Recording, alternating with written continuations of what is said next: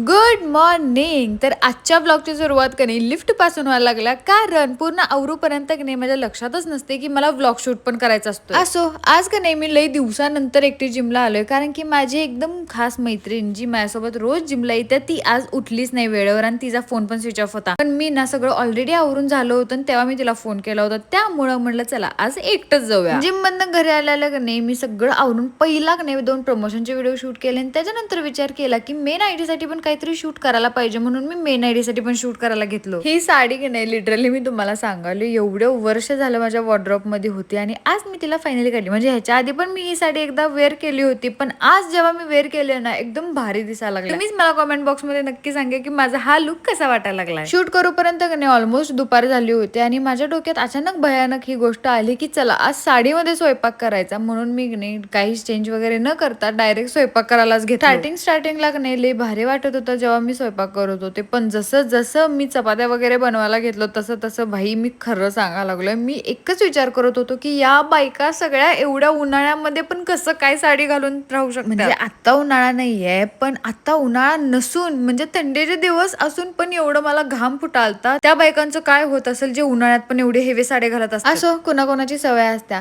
मी गणेश दिवसभरातली सगळी भांडी ना संध्याकाळी घासायला घेतली होती, कारण की दुपारी मी जेवण वगैरे केल्यानंतर अजून मला एडिटिंगचं काम होतं ते सगळं कंप्लीट करून घेतलं आणि संध्याकाळी मी माझी फेवरेट डिश बनवलेली ते म्हणजे ठेचा पनीर. ह्याची रेसिपी नाही मी एकदम निवांतपणे तुम्हाला शेअर करेन. Good night.